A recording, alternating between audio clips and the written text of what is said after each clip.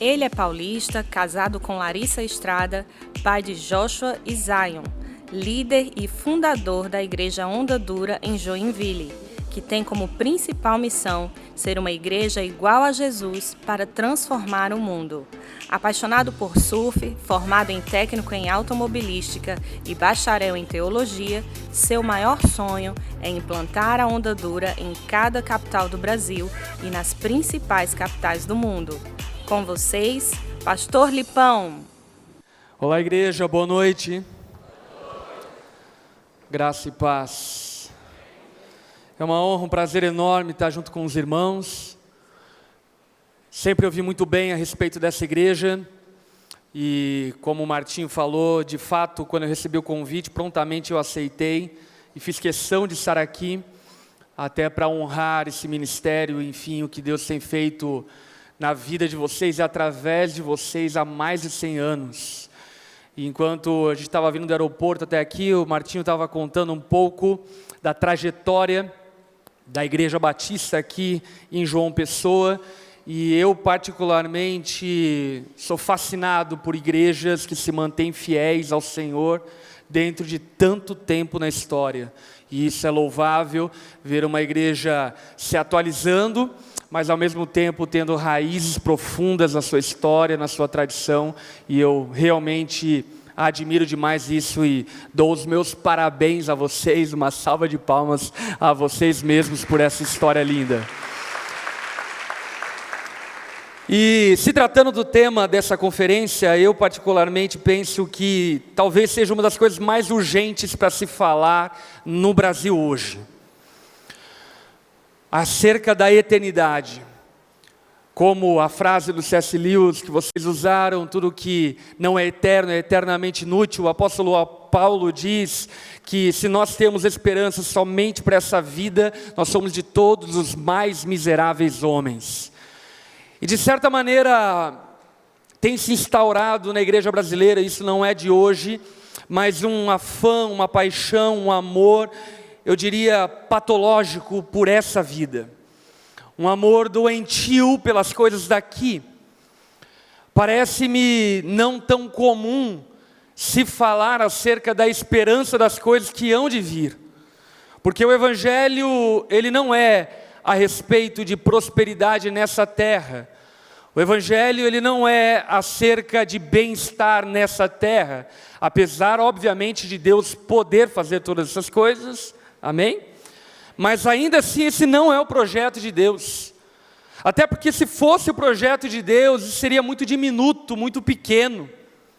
A vida, conforme a Bíblia declara, ela é comparada a um sopro. Ela é comparada a um orvalho, que logo de manhã é dissipado pelo sol que nasce.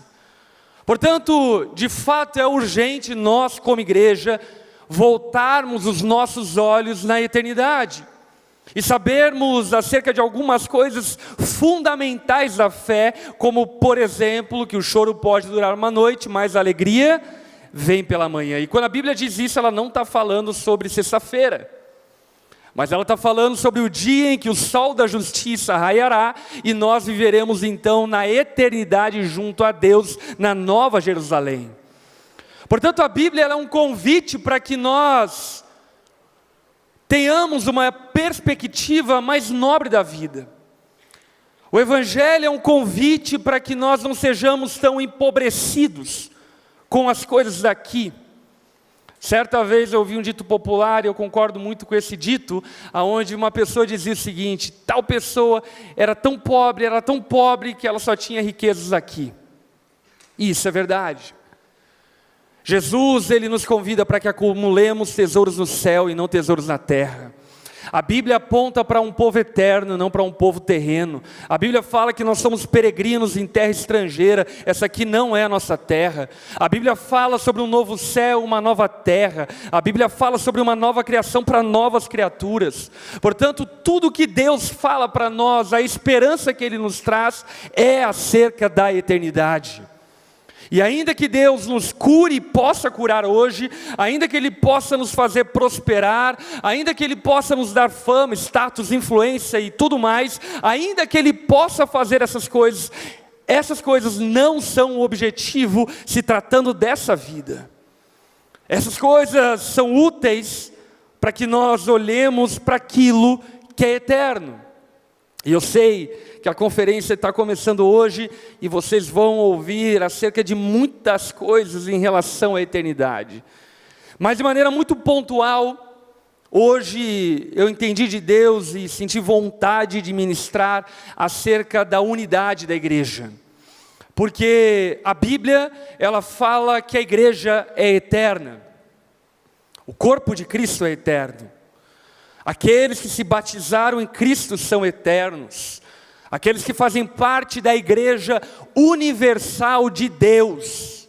Não, a universal denominação. Mas também talvez tenha uns irmãos lá.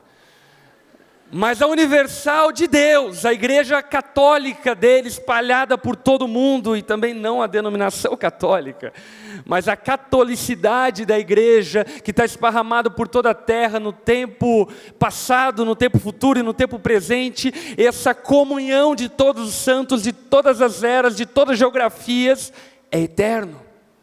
Você está do lado de pessoas que viverão eternamente junto com você. E por vezes nós perdemos essa perspectiva e não damos o valor devido àquilo que eu julgo que Cristo deu um valor, uma estima, Ele deu uma atenção a isso de uma maneira tal que nos deveria mover-nos em direção a esse clamor de Jesus. E para introduzir a mensagem que eu quero ministrar nessa noite, eu queria convidar os irmãos a abrirem a Bíblia no Evangelho segundo João, no capítulo 17, versículo 20. Evangelho de João, capítulo 17, versículo 20.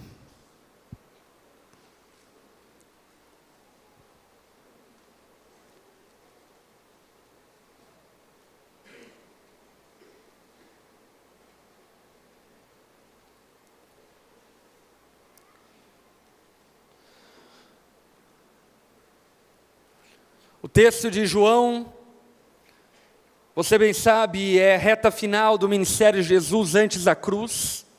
E o capítulo 17 é um capítulo reservado para descrever a oração de Jesus. Jesus aqui, ele ora por diversas coisas, mostrando o desejo dele, mostrando o clamor dele, a vontade dele, o coração dele para com a sua igreja, para com seus discípulos, para com o Pai. E no versículo 20, no trecho dessa oração de Jesus, ele ora da seguinte maneira: a minha oração não é apenas por eles. Quem são eles aqui nesse texto que Jesus está se referindo? Os discípulos dele. E ele está olhando para os discípulos e está dizendo: olha, a minha oração não é apenas por meus discípulos, não é apenas por eles. Por quê? Porque eu também rogo por aqueles que crerão em mim. Então Jesus profeticamente, ele já estava falando que a igreja dele avançaria na terra e as portas do inferno não prevaleceriam contra a igreja. Jesus, ele estava olhando para o futuro e já vendo toda a opressão do Império Romano, vendo toda a opressão da história, todas as dificuldades e lidas que a igreja enfrentou ao longo da história, mas está dizendo: muitos ainda crerão em mim. E muitos crerão em mim, profeticamente dizendo, por meio da mensagem deles. Então Jesus ora dizendo: olha, eu não oro apenas por aqueles que estão, mas eu também oro por aqueles que virão, e eles só virão por meio daqueles que estão. Meu irmão, os filhos de Deus, a qual Ele ainda há de atrair para a sua igreja, para a sua família, virão através daqueles que estão. Quantos aqui estão? É através de mim e você. Como a palavra bem diz, como crerão se não há quem pregue? Como crerão se nós não abrirmos a nossa boca e não falarmos acerca do Evangelho? E até tratando acerca desse assunto, talvez aqui vale um parênteses e uma observação muito importante. Talvez você se sinta inapto, inabilitado para pregar o Evangelho por falta de experiência, de habilidade e muitas vezes, inclusive, por falta de vergonha na cara. Mas em grande parte das ocasiões, não é por falta de vergonha na cara, mas é de fato por falta de tempo ainda, de aprendizado e assim por diante. E para você, eu quero dizer algo a você. Ainda que você não consiga descrever e apresentar o Evangelho de maneira coesa e coerente ao ponto de as pessoas entenderem a mensagem do Evangelho, eu preciso dizer para você que você tem a obrigação e a responsabilidade de levar essas pessoas até um lugar onde elas ouçam o Evangelho, de aproximar elas de um ambiente onde elas ouçam o Evangelho, porque a verdade que nós não podemos ignorar é que os anjos não pregarão em nosso lugar. Nós fomos chamados para pregar o Evangelho. E aqueles que ainda crerão, só crerão por meio daqueles que estão. Amém? Continuando o texto. Para que todos sejam um. Pai, como tu está em mim e eu em ti. Que eles também estejam em nós, para que o mundo creia que tu me enviaste. Dei-lhes a glória que me deste, para que eles sejam um. Assim como nós somos um. Eu neles e tu em mim. Que eles sejam levados à plena unidade, para que o mundo saiba que tu me enviaste e os amaste, como igualmente me amaste. Essa é a oração de Jesus pela igreja que era e pela igreja que viria. Obviamente que Jesus, ele tinha uma paixão evangelística, ao ponto de dizer para esses mesmos discípulos que eles deveriam ir por todo o mundo e pregar o Evangelho a toda criatura. Porém, a noção de crescimento de Jesus era diferente da nossa noção de crescimento. Jesus queria que a igreja dele crescesse, até que eles se tornassem um. Para Jesus, uma igreja grande não é uma igreja de milhares necessariamente, mas é uma igreja que vive em unidade. Porque uma igreja de milhares que não é um, na verdade não é uma igreja. É um ajuntamento religioso. A igreja de Cristo é uma igreja que faz parte de um corpo, de uma família, que faz parte de uma unidade, juntamente com a Trindade. E aí, olhando para essa oração de Jesus, nós observamos algumas coisas fundamentais. Primeira coisa que eu queria destacar, que o padrão de unidade estabelecido por Jesus não é o padrão de uma torcida de um time de futebol. Porque ainda que na torcida de um time de futebol haja uma coesão de torcer para o mesmo time, essa torcida é dividida em várias semi-torcidas. O padrão de unidade estabelecida por Jesus, escuta aqui, é o padrão da Trindade. Jesus, ele ora pelos seus discípulos, dizendo ao Pai: Pai, eu oro para que eles sejam um como nós somos um. E a Trindade, meus irmãos, é tão um, que nós cremos em um Deus, mas que subsiste em três pessoas: o Pai, o Filho e o Espírito Santo. Não existe uniformidade na Trindade, mas existe unidade na Trindade. O Pai, o Filho e o Espírito Santo são distintos um do outro, porém eles são um. Eles vivem eternamente juntos. Desde a eternidade passada até a eternidade futura, eles sempre estiveram juntos. E isso nos faz compreender e entender, inclusive, que Deus não criou o homem como alvo do seu amor. Porque na comunidade da Trindade já havia amor. O alvo do amor do Pai era o Filho e o Espírito, e o alvo do amor do Espírito era o Filho e o Pai, e o alvo do Filho era o Pai e o Espírito. Os três se amavam eternamente e são um eternamente. Agora, a grande loucura do que Jesus está orando, sabe qual é? Esse é o projeto para a igreja. Que eles sejam como a divindade é. Que eles vivam em plena unidade. Ao ponto de que se alguém olhar para a igreja, saiba que ela é uma.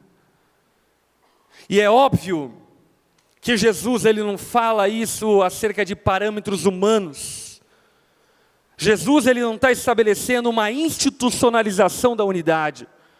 Jesus não está falando sobre uma unidade no CNPJ. Até porque a unidade referida por Jesus na sua própria oração é a unidade promovida pelo Espírito e não pelo homem. Meus irmãos, aprendam e saibam acerca de algo. Eu e você somos incapazes de produzir unidade. Não conseguimos. Nós não temos capacidade de produzir unidade. A única pessoa que tem capacidade de produzir unidade é o Espírito Santo. Porque, venhamos e convenhamos, é milagroso, sobrenatural o que Deus faz na igreja. Vamos combinar, meus irmãos, que aqueles a qual você chama de irmão, talvez fora do ambiente espiritual, nunca seriam teus colegas. Sim ou não? Gostos distintos, preferências distintas, jeitos peculiares, completamente diferentes do seu, mas o Espírito Santo nos faz um.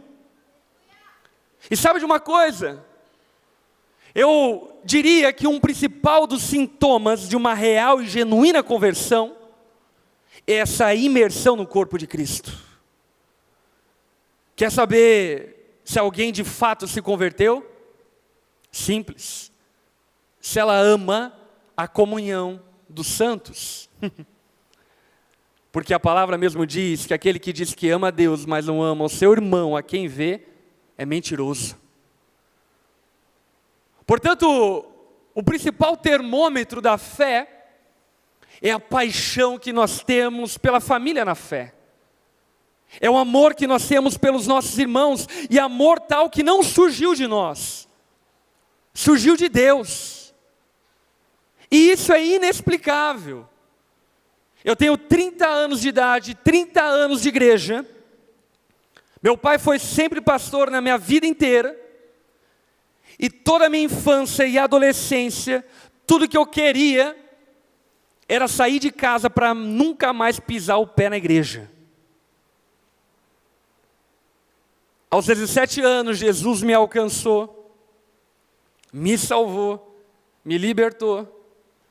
E aos 19 anos eu estava sendo ordenado como pastor. Como que você explica isso? Essa experiência é a experiência do novo nascimento.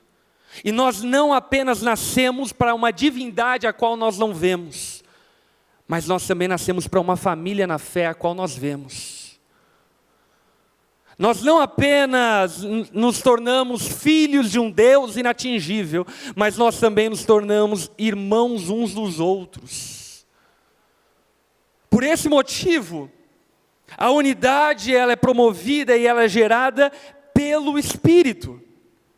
É o Espírito que faz nós nos amarmos. E Jesus ainda fala algo que precisa chamar a nossa atenção. Ele diz o seguinte: Pai, que eles sejam um, para que o mundo creia que Tu me enviaste. A credibilidade da mensagem do Evangelho é credibilizada no fato de nós amarmos uns aos outros. Porque se nós não amamos uns aos outros, a nossa mensagem de nada difere de uma filosofia ocidental ou algo do tipo. E a fé cristã, meus irmãos, não é filosofia. A fé cristã é novo nascimento. E esse novo nascimento, ele não tem cunho singular e particular. A Bíblia declara que o Pai é nosso, que o pão é nosso. Nenhum cristão tem vocação para ser Frozen. Nenhum cristão tem vocação para ser protagonista solo. Nenhum cristão tem vocação para caminhar sozinho. Não. Nós nascemos para uma família. E foi gerado pelo Espírito essa unidade no qual eu e você somos chamados para participar. E, portanto, o nosso trabalho não é gerar a unidade, mas é preservar a unidade. Você entende a diferença? Nós não conseguimos produzir unidade, mas é bem verdade que nós conseguimos dividir a igreja. Nós não conseguimos ser um com pessoas que nós desconhecemos e até mesmo não gostamos, se Deus não fizer essa obra. Mas é bem verdade que nós podemos fazer facções, divisões, dissensões. É bem verdade que nós podemos romper com a unidade. E nesse aspecto, muitos irmãos são meio que cavalo de Troia dentro da igreja.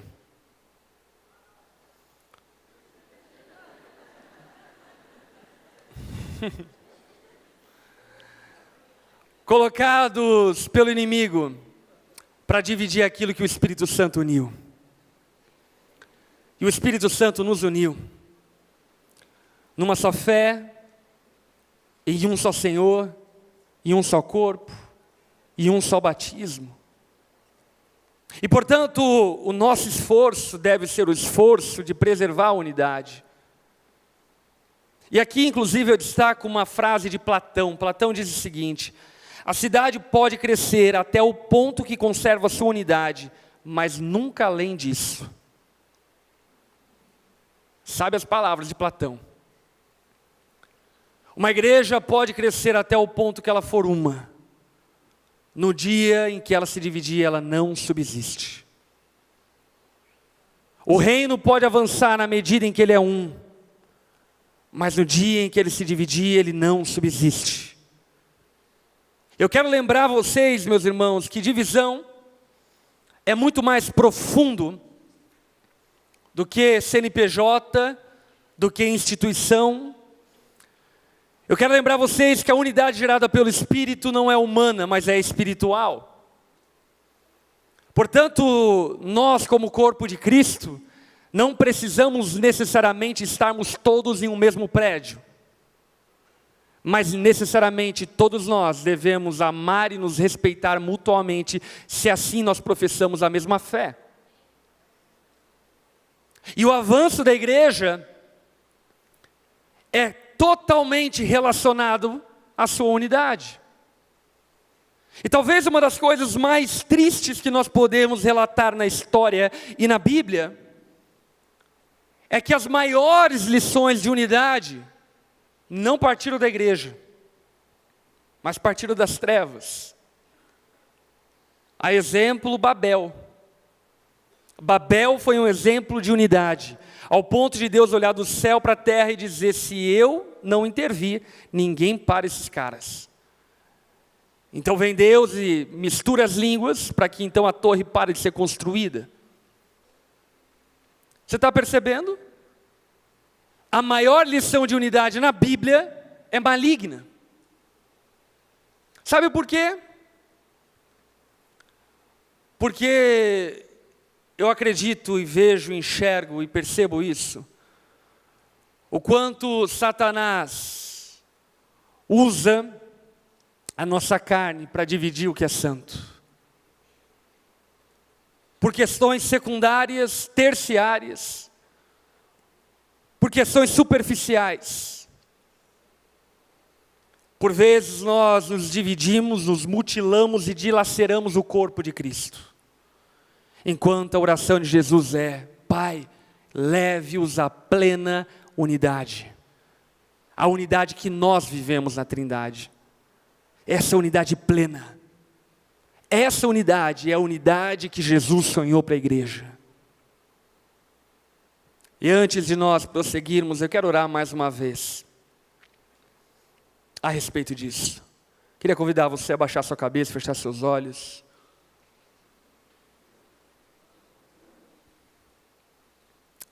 Senhor, nós amamos a Ti. Nós amamos a Ti porque você nos amou primeiro. Te amamos porque você veio ao nosso encontro quando nós não nos importávamos contigo. Te amamos, Jesus, porque você gerou em nós amor. Amor por você e amor por nossos irmãos, pela nossa família na fé. E nós reconhecemos a quantidade de vezes e ocasiões em que nós nos permitimos ser influenciados pelo maligno e, sem perceber, ir contra a tua vontade e contra o teu desejo e a tua oração por unidade. Espírito Santo, desperta-nos nessa noite, nesse aspecto e sentido, para que saiamos daqui encorajados no Espírito, a preservarmos a unidade que o Senhor gerou em nós. Ensina-nos, ó Pai, a lidarmos com as diferenças. Ensina-nos a termos discernimento do que é aceitável e do que é inaceitável. Para que, tendo essa régua de medida, possamos caminhar juntos.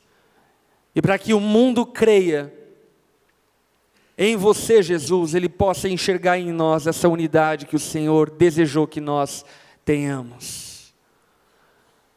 Espírito Santo, convença-nos, leve-nos ao arrependimento se for necessário, mas não permita-nos sairmos de frente da sua palavra da mesma forma como entramos.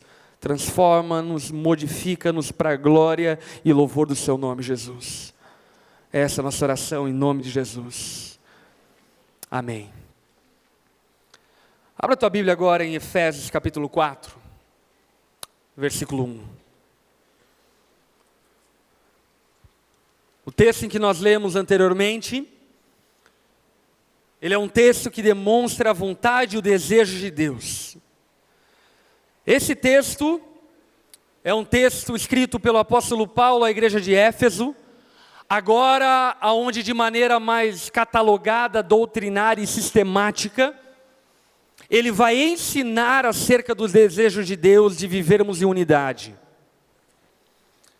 Então, em Efésios capítulo 4, versículo 1, o apóstolo Paulo está ensinando a igreja sobre como preservar a unidade a partir de algumas doutrinas e a partir de alguns fundamentos da nossa fé.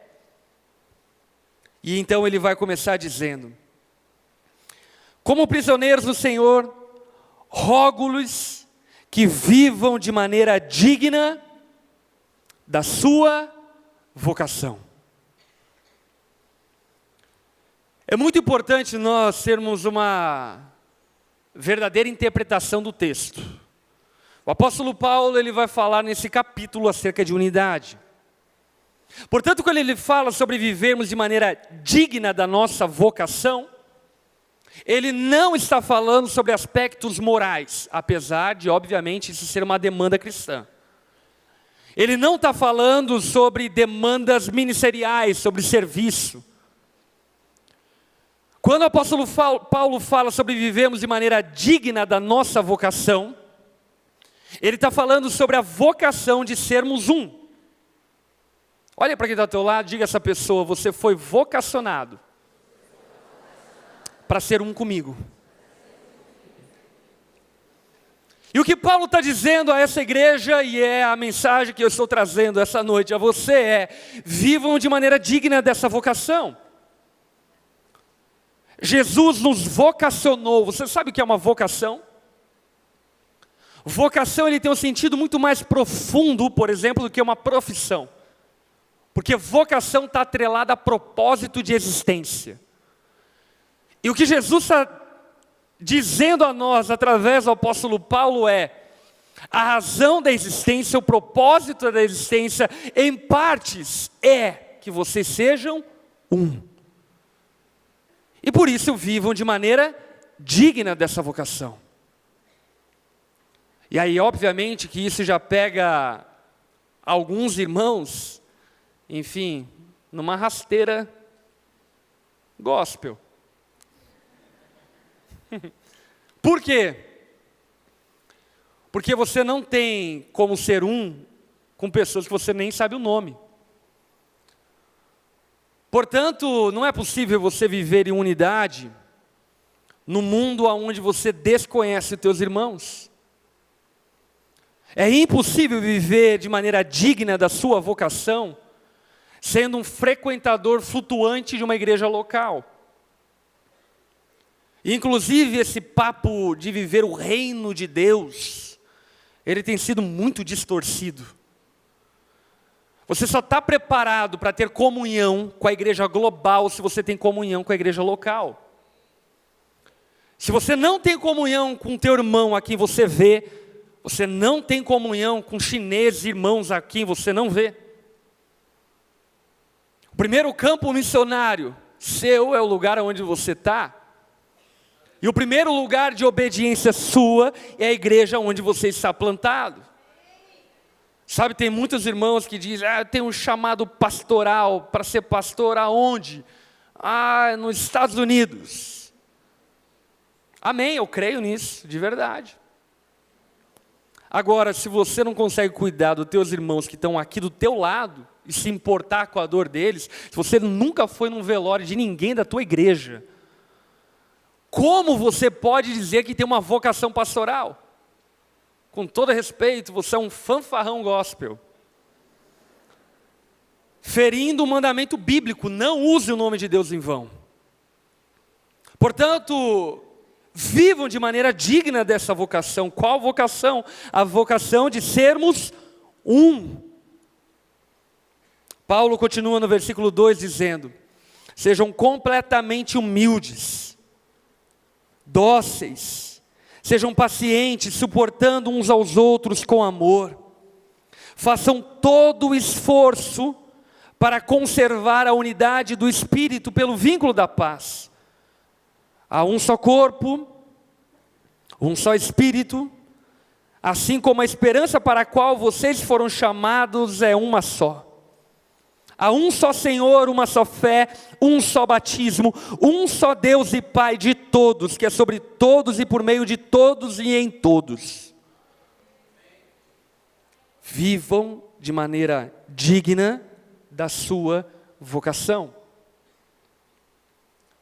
Paulo então vai nos dizer que a unidade é promovida pelo Espírito, como nós ouvimos na oração de Jesus. Nós não temos capacidade para produzir unidade, somente o Espírito Santo pode gerar unidade. Paulo ele vai dizer que nós devemos conservar a unidade como nós ouvimos na oração de Jesus. Nós não podemos gerar unidade, mas nós podemos estragar a unidade. Portanto, deve haver um esforço genuíno da nossa parte de preservarmos a unidade. E aí, quando nós falamos sobre preservar a unidade, aqui é muito importante nós lembrarmos aquilo que a Bíblia nos fala através do apóstolo Paulo em 1 Coríntios capítulo 11, quando ele diz o seguinte: meus irmãos, fiquei sabendo que tem algumas divisões entre vocês, e até certo ponto eu creio, porque é lícito e bom que existam divisões entre vocês, para que sejam conhecidos quais dentre de vocês é falso e mentiroso. Portanto, aqui nós vamos entrar numa seara um tanto quanto delicada. Qual seara delicada? Até que ponto eu posso chamar esse irmão que senta do meu lado de irmão? Porque a grande verdade, meus irmãos, é que Deus não vai salvar todo mundo. Tem muita gente que vai para o inferno. E não, nem todo mundo é filho de Deus, tem muitos que são filhos do diabo. E não sou eu quem disse isso, é Jesus que diz isso na palavra dele. Portanto, nós precisamos aprender a discernir e distinguir quem é nossa família na fé. Porque tem muito lobo travestido de ovelha que nós estamos recebendo como irmãos. E tem muitas ovelhas que nós recebemos como lobos. Portanto, precisamos ter discernimento acerca da nossa família na fé, para que então nós possamos preservar a unidade. E para falar acerca disso, eu quero citar uma frase de Agostinho, que eu particularmente acho uma frase incrível. Agostinho vai dizer o seguinte: nas coisas essenciais, unidade. Nas coisas não essenciais, liberdade. E em todas as coisas, caridade. Você pode repetir comigo essa frase? Diga assim: nas coisas essenciais, unidade. Nas coisas não essenciais, liberdade. Em todas as coisas, caridade. É uma frase brilhante. Porque essa frase, ela nos faz mirar e entender que existem coisas que nós não podemos abrir mão. Amém? Agora tem coisas que nós podemos abrir mão. E conhecendo visceralmente a igreja brasileira, eu percebo que o maior motivo de brigas entre irmãos, entre pastores, entre igrejas, etc, etc e tal, não são coisas essenciais. São coisas secundárias, não essenciais. Acredite, meus irmãos, tem pastores que brigam entre si porque a igreja foi pintada de preto. E de verdade, isso não é essencial. E por que eu afirmo que não é essencial? Porque não está na palavra de Deus. E o que é essencial está na palavra dele. Tem gente se dividindo por estilo, por gosto, por preferência. E isso não é essencial. Mas sabe qual é o problema? O problema é que nós fazemos vistas grossas àquilo que é essencial. Meus irmãos, tem muita falsa profecia circulando na igreja brasileira.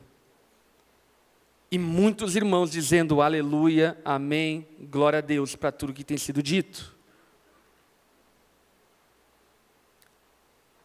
E isso nos faz levarmos um choque e percebermos que de fato nós não deveríamos dar o foco nas coisas não essenciais, mas deveríamos dar atenção para as coisas essenciais.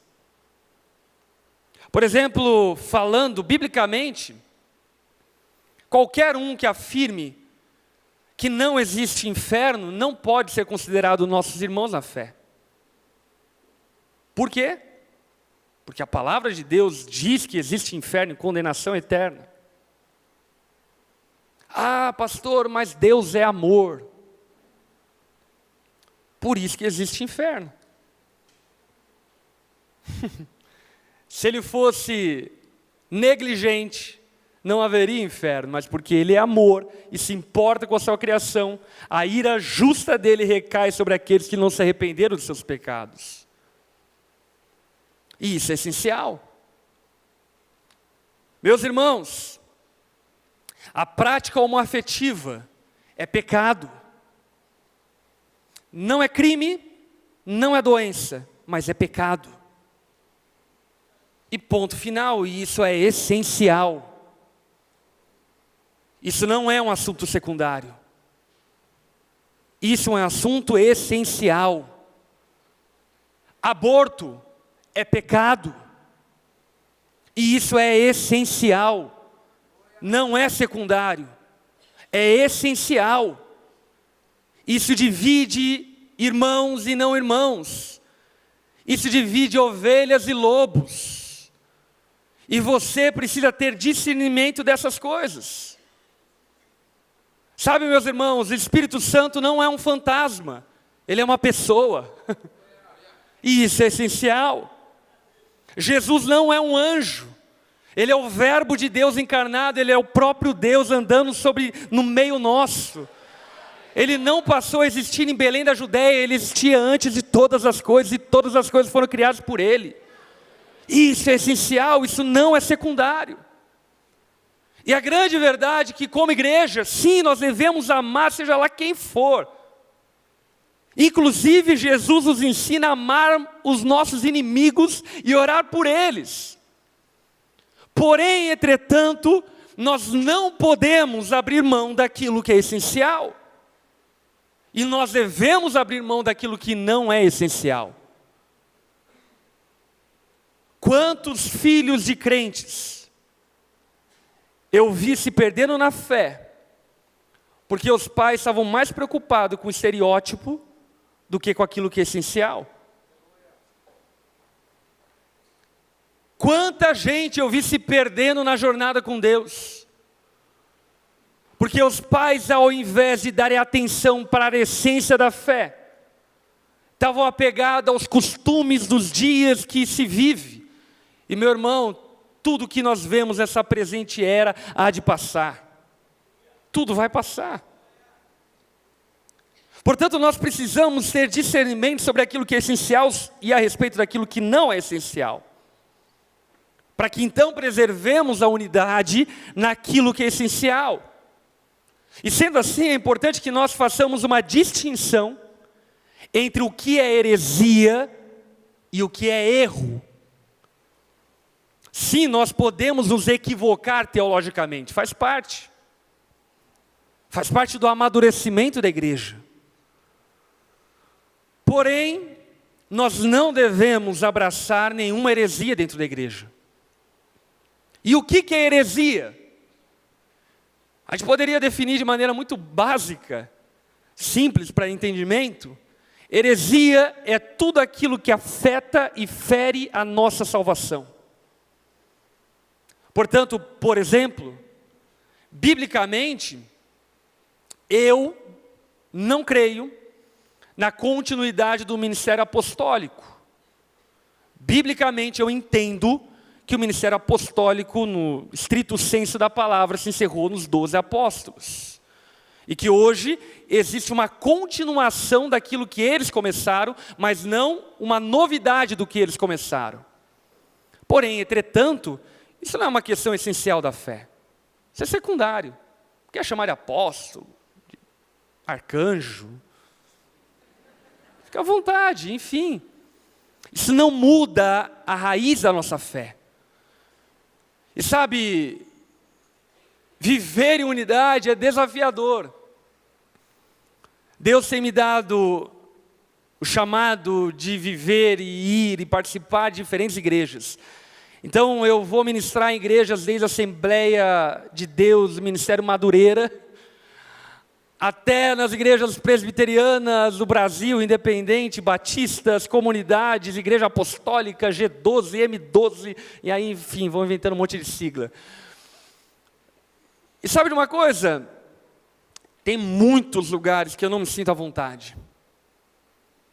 Que não é um ambiente aonde eu gostaria de estar e frequentar. Porém, ainda assim são meus irmãos. Porque professam aquilo que é essencial. Professam aquilo que é primário.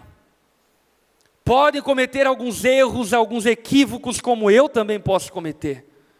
E aí entra o exercício da paciência e do suportai-vos uns aos outros. E entendermos o limite daquilo que é erro e de quando entra no campo da heresia. Porque sim, heresias são motivos para divisão, mas erros são motivos para oração. Quando você ver algum erro dentro da sua igreja, dobre o teu joelho e ore por ela. Agora, quando você ver uma heresia dentro da sua igreja, aí, meu irmão, seja profeta. Levanta a tua voz e clama por arrependimento. Você está entendendo a diferença? E sendo assim, eu quero trazer à menção talvez uma coisa que muitos irmãos nem tiveram acesso ainda, e talvez muitos já ouviram e leram a respeito, mas eu diria que são os fundamentos básicos da nossa fé, que é o credo apostólico, a nossa confissão de fé primária como cristãos. A partir do credo apostólico foram desenvolvidos vários outros credos, porém, o credo apostólico é a sistematização das doutrinas apostólicas para que a igreja que estava nascendo nos dias de Jesus pudesse ter fundamento da sua fé. E basicamente a doutrina dos apóstolos pode ser resumida através dessas declarações.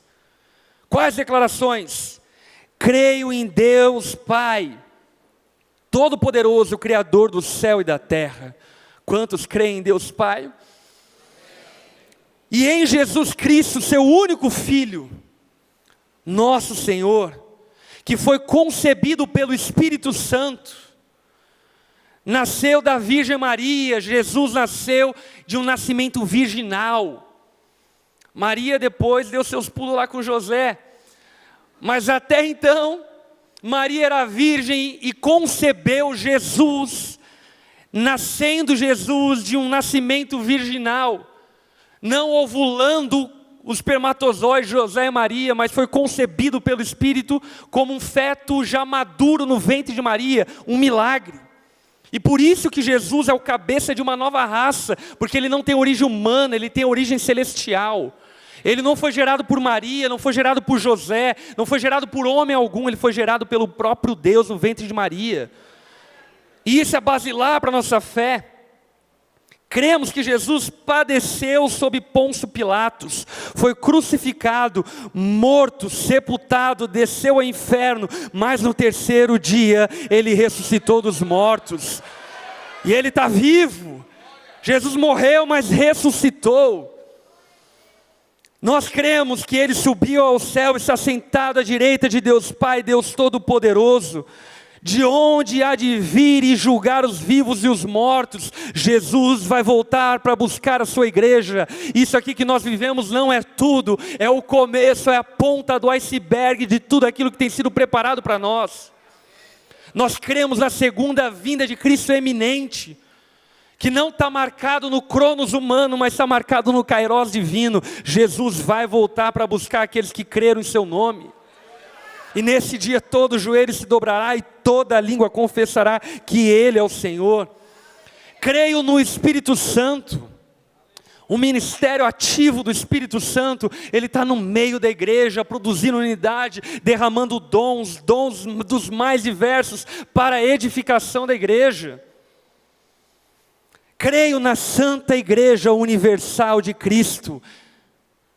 Isso é básico da nossa fé, meus irmãos. A igreja, ela se institucionaliza por causa da naturalidade com a qual ela precisa agir. Porém, a igreja é santa e é espiritual. E ela é eterna.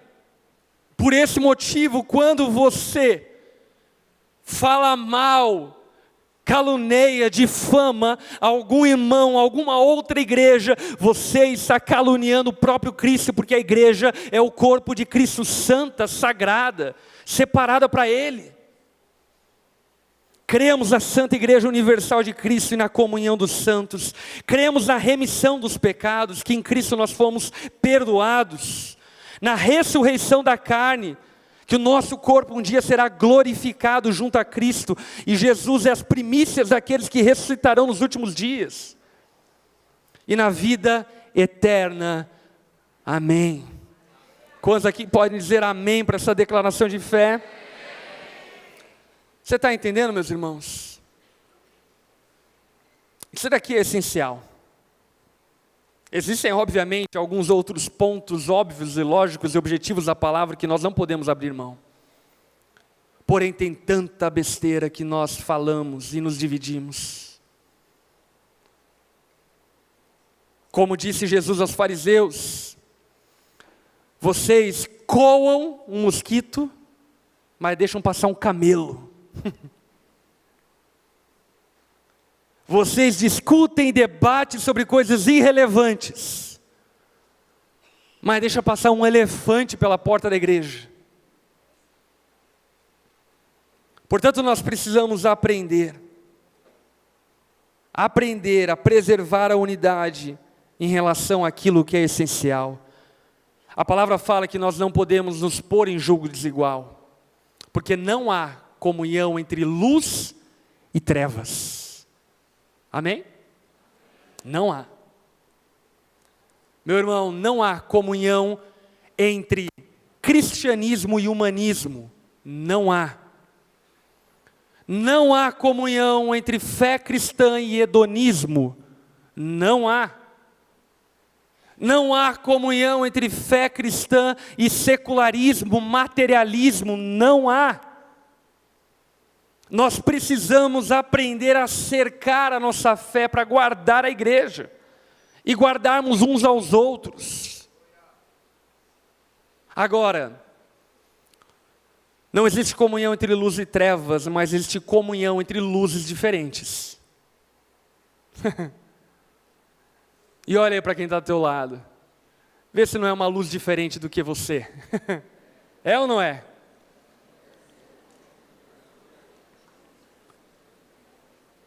E esse tipo de comunhão existe. Contextualizando, obviamente. Mas existe comunhão entre luz de LED e luz fluorescente. Entre luz mais forte, mais fraca. Entre pisca-pisca de Natal e luz de LED. Existe comunhão.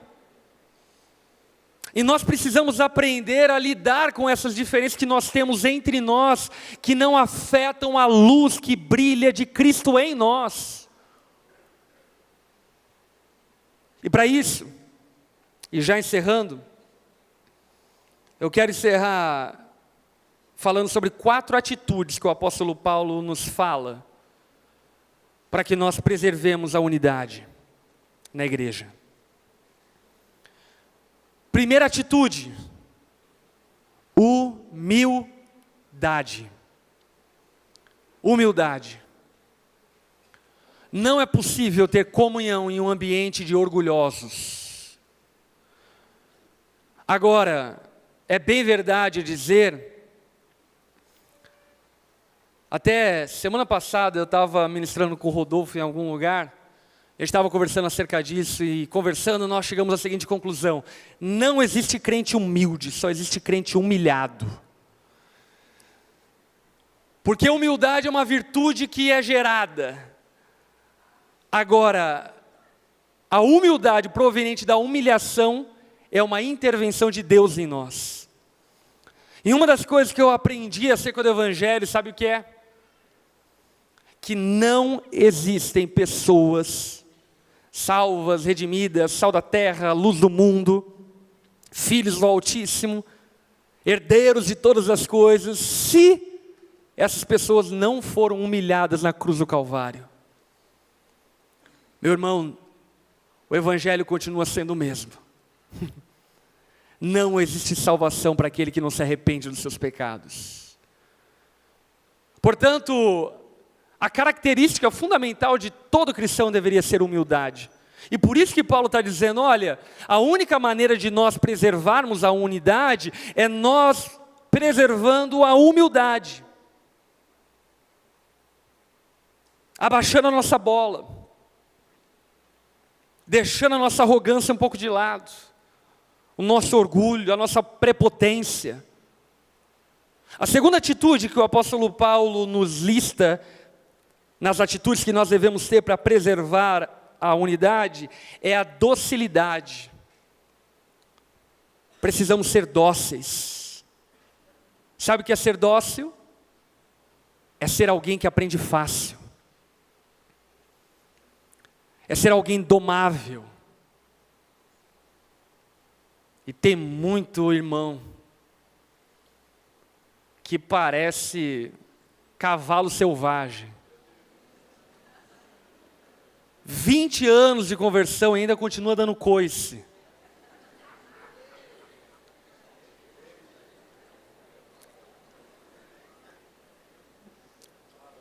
À medida do teu crescimento em Deus e no reino, é a medida da tua habilidade em ser tratado. Meu irmão, se você não consegue engolir a repreensão, a exortação bíblica do seu pastor, digerir ela, pensar, orar, refletir, jejuar, para depois responder, você é indomável. Diante da palavra de Deus, nós temos que ter temor e reverência. E por isso precisamos ser dóceis. Paulo ainda vai dizer que uma característica que preserva a unidade é a paciência. E na minha experiência de igreja eu posso afirmar isso. A gente só está junto, caminhando como igreja, porque Deus tem nos dado paciência. A minha esposa volta e meia fala para mim: amor, você é trouxa. Porque tem umas ovelhas, tem uns crentes, que pelo amor de Deus, sai, apronta tudo, fala tudo, difama tudo, caluneia tudo, 8 meses volta, como se nada fosse nada, como se não houvesse o dia de ontem. E eu recebo, como aquele filme lá, como se fosse a primeira vez, sabe? Mas é óbvio que a minha carne está com vontade de matar tal irmão. Mas esse é o exercício da paciência. A palavra paciência, etimologicamente falando, vem da palavra resistência. Resistir, aguentar. Lembra do resistor? Do disjuntor que resiste à capacidade elétrica lá na tua casa, na tua caixa de disjuntor. Você precisa aumentar a tua amperagem, a tua capacidade. Você precisa ser mais paciente, suportar mais os irmãos. Porque uma coisa eu posso afirmar para você: a igreja é o ajuntamento de gente chata. A começar por mim e por você. Você é chato, talvez ninguém nunca te disse isso. O ser humano é chato. Eu nunca entendi porque Deus amou a gente. Nunca entendi. E nunca vou entender. Nós somos chatos, superficiais, arrogantes, intolerantes. E por entender quem eu sou, eu preciso suportar e aguentar o meu irmão sendo quem ele é. Porque pode ter certeza, você é pior do que ele. Então seja paciente. E a quarta e última atitude que o apóstolo Paulo nos fala é sobre suportar os nossos irmãos. Essa palavra suporte, ela tem uma poesia por trás dela. Essa palavra suporte é a imagem da construção da Grécia antiga, da Grécia clássica, onde haviam colunas que suportavam vigas. E dali que surgiu essa palavra. Então suportar é você levantar o seu irmão. É servir de suporte para que ele vá mais alto, para que ele vá mais longe, para que ele vá além de você. E Paulo está dizendo que essas quatro atitudes preservam a unidade. Humildade, mansidão, doçura, paciência, suportar uns aos outros. Precisamos ter essas atitudes. Sabe para quê? Para que nós não sejamos pedra de tropeço uns para os outros, mas que pelo contrário, a unidade que o Espírito Santo gerou em nós seja preservada por nós, até que Ele venha e encontre uma noiva, um povo, uma igreja, um corpo, uma família, nós. Amém? Coloque-se em pé no seu lugar.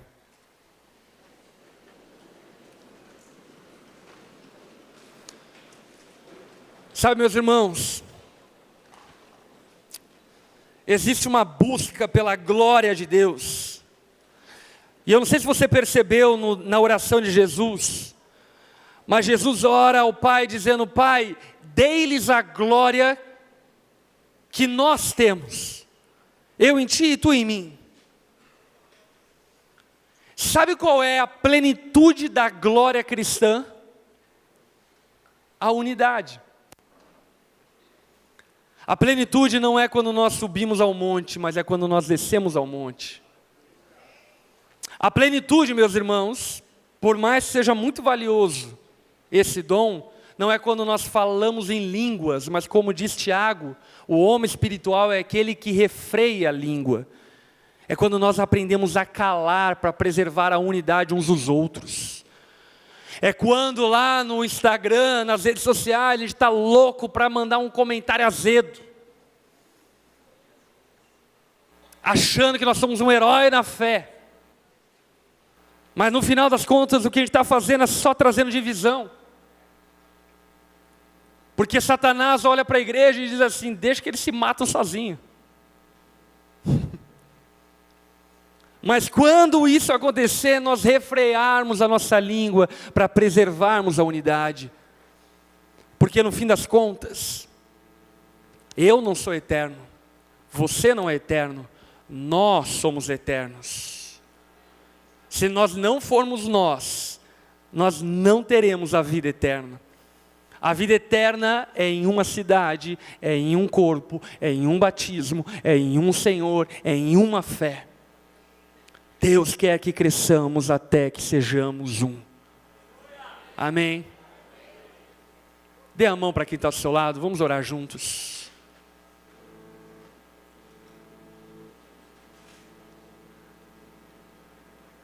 A gente vai ficando velho, a gente vai copiando tudo aquilo que a gente condenava nos pastores antigamente, né?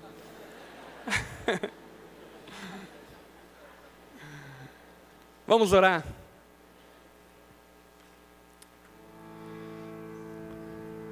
Jesus, obrigado pela tua poderosa salvação que nos alcançou. Obrigado porque você não apenas nos salvou do inferno, mas você nos salvou de nós mesmos. Salvou do nosso orgulho, da nossa egolatria. Você nos salvou do nosso espelho, para que possamos olhar uns aos outros, nos importarmos uns com os outros, e sermos família. Uma família de filhos muito diferentes uns dos outros, mas que ainda assim, pelo vínculo da paz estabelecido pelo Espírito, se amam, se suportam e com humildade e paciência preservam a unidade. Jesus, eu clamo pela tua igreja que está aqui nessa noite. Se existe divisão, que nessa noite o Senhor possa levar-nos a um profundo arrependimento. Se existem pessoas nessa noite que estão vindo prestar culto a Ti, entregar ofertas a Ti, sabendo que existem irmãos que têm coisas contra eles, que nessa noite eles possam se reconciliar.